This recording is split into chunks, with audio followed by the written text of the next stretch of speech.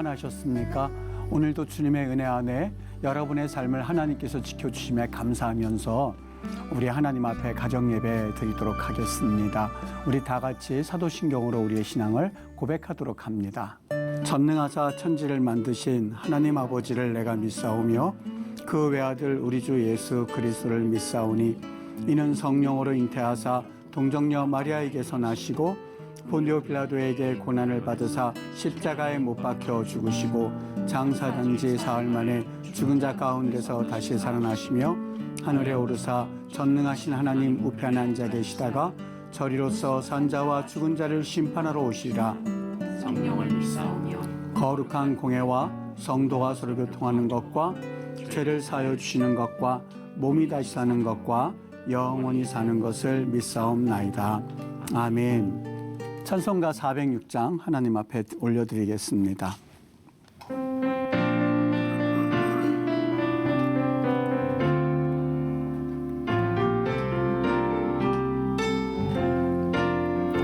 고난 내 영혼 편히 쉴 곳과 평안을 잃어도 안전한 포구 폭풍까지도 다스리시는 주의 영원한 팔 의지해 주의 영원하신 팔 함께 하사 항상 나를 붙드시니 어느 곳에 가든지 요동하지 않음을 주의 팔을 의지하리라. 능치 못한 것 주께 없으니 나의 일생을 주께 맡기며 나의 모든 짐 대신 지시는 주의 영원한 팔 의지해 주의 영원하신 팔 함께 하사 항상 나를 붙드시니 어느 곳에 가든지 요동하지 않음을 주의 팔을 의지함이라. 아멘. 오늘 우리가 은혜 받을 하나님의 말씀은 마태복음 14장 24절부터 32절까지의 말씀입니다. 우리 다 같이 한 목소리로 32절까지 합독하도록 하겠습니다. 시작. 배가 이미 육지에서 수울이나 떠나서 바람이 거스름으로 물결로 말미암아 고난을 당하더라. 밤 사경에 예수께서 바다 위로 걸어서 제자들에게 오시니 제자들이 그가 바다 위로 걸어오심을 보고 놀라 유령이라 하며 무서워하여 소리 지르거늘 예수께서 즉시 이르시되 안심하라 나니 두려워하지 말라. 베드로가 대답하여 이르되 주여 만일 주님이시거든 나를 명하사 물 위로 오라 하소서 하니 오라 하시니 베드로가 배에서 내려 물 위로 걸어서 예수께로 가되 바람을 보고 무서워 빠져가는지라 소리질러 이르되 주여 나를 구원하소서 하니 예수께서 즉시 손을 내밀어 그를 붙잡으시며 이르시되 믿음이 작은 자여 왜 의심하였느냐 하시고 배에 함께 오름에 바람이 그치는지라. 아멘. 할렐루야. 오늘 우리 영적인 삶에 방해되는 것이다 라는 제목을 가지고 이 시간에 방송가족 여러분과 또 우리 같이 가정 예배를 드리는 시간이 정말 주님께서 은혜를 주시기를 주님의 이름으로 축복합니다. 예수께서는 베드로를 오라 부르셨고 또 베드로는 이 부르심에 즉각적으로 순종함으로 응답했습니다. 그가 그런데 이러한 순종이 있음에도 불구하고 배에서 내려서 물 위로 걸어간 그 베드로가 물에 빠졌습니다. 그 빠진 이유가 바람을 보고 무서워 곧 물에 빠졌다 이렇게 말씀을 하고 있습니다. 여러분 다시 한번 이 부분을 여러분이 생각해 보셨으면 좋겠습니다. 베드로가 물속에 빠졌던 이유가 뭐라고요? 바람 때문이었습니다. 여러분 폭풍우가 불던 그날 밤에 바람이 생기고 그리고 파도가 있는 것은 어떻게 보면 극히 자연스러운 현상이었지 않겠습니까?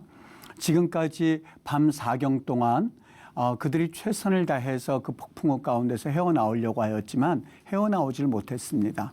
풍랑이 있는 것이 어느 날 갑자기 생겨난 현상이 아니라 벌써 수시간 동안, 그리고 그 갈릴리 바다에서 뼈가 굳었던 베드로에게는 너무나 일상적인 일이었을 것입니다. 그럼에도 불구하고 예수님 말씀에 의지해서 걷던 베드로가 그 바다 가운데 빠졌습니다. 자연스러운 현상이었던 바람 때문에 빠졌다는 사실이죠. 사랑하는 방송가족 여러분, 우리가 믿음 생활 가운데 꼭 기억해야 할 평범한 진리가 있습니다. 그 중에 하나는 폭풍우와 같은 자연스러운 일상이 우리가 영적인 삶을 살아나가는데 방해가 될 수 있다는 사실입니다. 이것은 곧 마귀가 하는 일이기도 합니다. 여러분, 마귀의 역할은요, 어떻게 해서든지 간에 우리의 관심과 우리의 초점을 우리의 주님 되신 예수님으로부터 멀어지게 하는 것이 마귀의 목적입니다. 예수님으로부터 멀어지게 해서, 그래서 우리의 주의를 예수님으로부터 떨어지게 해서 물 위로 걸어오라고 명령하신 것이 주님이다라는 사실을 잊어버리게 만든다고 하는 것이죠. 그래서 끝내는 물속에 빠져서 허우적대었던 모습처럼 우리가 물속에 빠지고 시험에 빠져서 허우적거리게 만드는 것이 바로 마귀의 목적입니다. 심지어는 예수님께서 베드로를 부르셨다라는 그 말씀까지 잊어버리고 물에 빠졌던 것처럼 여러분과 나를 하나님께서 부르신 그 소명마저도 까맣게 잊어버리게 하는 것이 바로 마귀의 일이라고 하는 것입니다. 그런데 중요한 것은 마귀가 직접 나타나서 우리를 시험하는 그러한 모습으로 비춰지지는 않습니다. 마귀가 있다고 하는 사실을 까맣게 잊을 만큼 굉장히 평범하고 매우 자연적인 일상들을 이용해서 사실 우리를 물에 빠지게 한다는 사실입니다. 우리가 하나님의 놀라운 일들을 경험하고 또 믿음의 길을 걷고자 할 때에 우리를 방해하는 것이 극히 평범한 자연적인 일상들이라는 사실을 우리는 믿음 생활할 때 꼭 기억해야만 합니다. 누가복음 14장에 가면 이제 한 주인의 이야기가 나옵니다. 어느 날 잔치를 배설했던 것 같아요. 그리고 사람들을 부르기 위해서 초청장을 보냈습니다. 그런데 거기에는 초청장을 받은 사람들 가운데는 밭을 산 사람이 있습니다. 그런데 그는 못 온다고 합니다. 밭에 나가야 된다고 생각했기 때문에 그렇습니다. 소 5마리를 산 사람이 있었습니다. 그도 초청했습니다. 그런데 그는 그 소가 얼마나 일을 잘하는지 살펴봐야 하기 때문에 나가지 못한다고, 그 초청 받은 곳에 가지 못한다고 말했습니다. 또 어떤 사람은 막 결혼을 한 사람이 있었습니다. 그 주인의 초청에 응답하지 못했는데 이유는 결혼한 아내를 두고는 혼자 가지 못하겠다고 하는 겁니다. 주인의 잔치상에 가지 못한 것은 무슨 이유 때문이었을까요? 다른 데 아닙니다. 그들이 바빴다는 사실입니다. 그들의 사업을 하는데 그들은 바빴다는 이야기입니다. 물질주의에 빠졌다는 이야기입니다. 자연적인 일상, 극히 자연적인 일상 때문에 주인의 초청에 그들은 응답하지 못했다고 하는 것이죠. 여기서 주인은 예수 그리스도를 의미합니다. 하나님을 의미합니다. 밭을 사는 일, 그리고 소 5마리를 사는 일, 결혼하는 일은 우리에게 주어진 일상을 의미하고 있거든요. 우리가 살아가면서 즐길 수 있는 일들을 포함해서 살아가면서 어쩔 수 없이 해야 하는 모든 수고와 일이 바로 소 5마리, 그리고 밭을 사는 일, 결혼하는 일과 비견될 수 있을 것입니다. 여러분, 우리 삶에는 참 많은 다양한 일들이 있습니다. 자녀들의 입시 문제가 있지요. 그 자녀들이 졸업하고 난 다음에 직장 문제가 있지요. 미래가 불투명하여서 사실 어떻게 될지 걱정거리가 있지요. 군대 문제 있지요. 결혼 문제 있지요. 경제적인 문제 있지요. 건강의 문제 있지요. 여러분, 이런 일상은 어느 날 갑자기 생겨난 게 아니라 우리가 살아가면서 일반적으로 생겨나는 그저 일상에 불과합니다. 그런데 이런 일이 바쁘다고 해서, 이런 일이 있다고 해서 예수님의 초청에 응답하지 못하고 하나님이 우리를 부르신 소명에 응답하지 못한다면 그것만큼 안타까운 일이 어디 있겠습니까? 베드로가 바다 위를 걸었던 것처럼 여러분 삶의 놀라운 일들을 하나님은 기대하기를 원하세요. 그런데 우리는 이 하나님의 부름에 자연스러운 일상 때문에 방해받고 그 부르심에 응답하지 못하는 안타까운 경우가 얼마나 많은지 모릅니다. 사랑하는 우리 시청자 여러분, 중요한 것은 이러한 기적 가운데에 정말 매우 작고 당연한 것에 방해를 받지 않기를 위해서 기도하게 되시기를 바랍니다. 베드로가 바람을 보고 무서워했던 것처럼 그 자연스러운 현상에 여러분 굴복하지 말고 기도하면서 잘 우리 주님의 부르심에 나아갈 수 있게 되기를 주의 이름으로 축복합니다. 그날 밤 폭풍과 부는 밤에 바람이 있었던 것을 자연스럽게 여기는 것처럼 우리 일상 가운데 때로는 우리의 삶에 나타나는 모든 일들은 그저 그러려니 생각을 하고 또 하나님께서 나를 부르셨다고 하는 그 초점을 바라본다면 상황을 이기고 나갈 수 있다는 것을 믿게 되시기를 주의 이름으로 축복합니다. 여러분, 골리앗이요, 다윗과 싸울 때에 골리앗은 다윗에 대해서 업신여겼고 골리앗이 섬기는 신들의 이름으로 이를테면 다곤신 같은 이름을 가지고 다윗을 저주했다라고 말씀하고 있습니다. 그때에 이 골리앗이 여기에 반응하지 않았습니다. 뭐라고 반응했는지 아십니까? 그 골리앗이 내가 네 살을 공중의 새들과 들짐승에게 주리라 라고 말했음에도 불구하고 다윗은 여기에 대해서 어떤 영향도 받지 않았습니다. 만일 여기에 흥분한다든지 너 어떻게 그렇게 말할 수 있어? 라고 말하는 것은 그 골리앗에게 먹을 것을 주는 것, 물을 주는 것과 똑같습니다. 다윗은 여기에 대해서 다른 반응 보이지 않았습니다. 그는 하나님 앞에 담대하게 그를 향해서 이렇게 외쳤습니다. 내가 만군의 여호와의 이름으로 라고 하는 그 이름을 가지고 골리앗을 향해서 나아갔습니다. 그가 뭐라고 이야기하든지 마음 쓰지 않았습니다.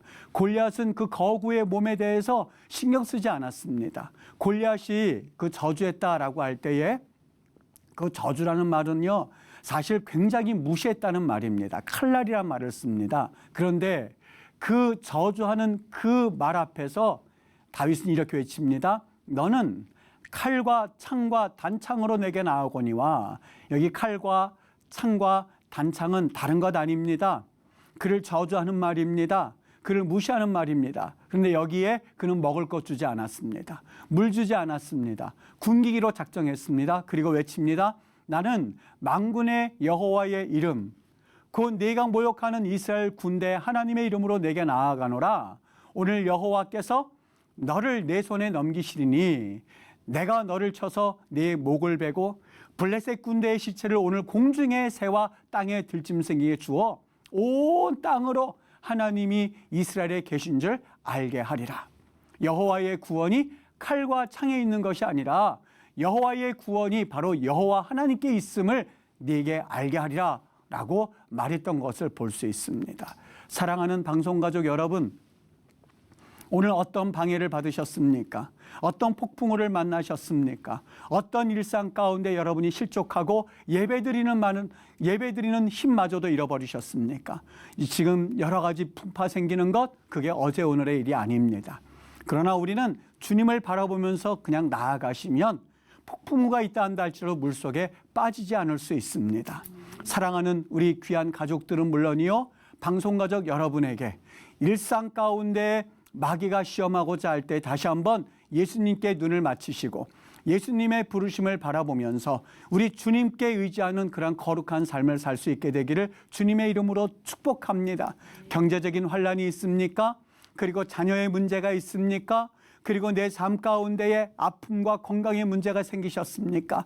여러분, 다시 한번 주님을 바라볼 때에 온 세상 천지 만물을 주관하시고 온 천지 만물을 역사하시는 그 하나님의 은혜를 바라보면서 믿음 가운데 승리하게 되실 줄 믿습니다. 사도 바울은 분명히 말합니다. 그가 그러한 사역을 감당할 수 있었던 것은 다른 것 아닙니다. 그가 뛰어나서가 아닙니다. 그는 고린도전서 2장 2절에 분명히 말했습니다.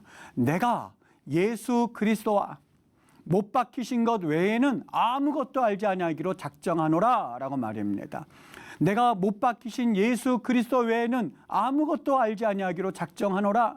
목회자의 삶도 마찬가지입니다. 수많은 일이 생겨날 수가 있고 여러분들도 마찬가지입니다. 그러나 그러한 삶 가운데서, 폭풍우 가운데서 뭐라고 고백합니까?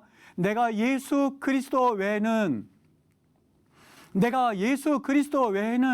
못 박히신 것 외에는 아무것도 알지 아니하기로 작정했다라는 그 사도 바울의 고백이 오늘 이 시간 가정 예배 드리는 우리 시청자 여러분과 우리 온 모든 방송가족 여러분에게 임할 수 있게 되기를, 그런 고백이 있게 되기를 예수님의 이름으로 축복합니다. 할렐루야. 여러분 오늘도 주님의 은혜 가운데 승리하시는 복된 밤 되시기를 주의 이름으로 축복합니다. 우리 주님 가르쳐 주신 기도로 우리 하나님 앞에 예배 마치겠습니다.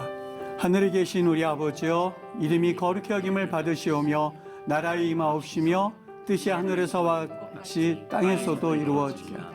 오늘 우리에게 일용할 양식을 주옵시고 우리가 우리에게 죄 지은 자를 사하여 준 것 같이 우리 죄를 사하여 주옵시고 우리를 시험에 주옵시고 다만 악에서 구하옵소서. 대개 나라와 권세와 영광이 아버지께 영원히 있사옵나이다. 아멘.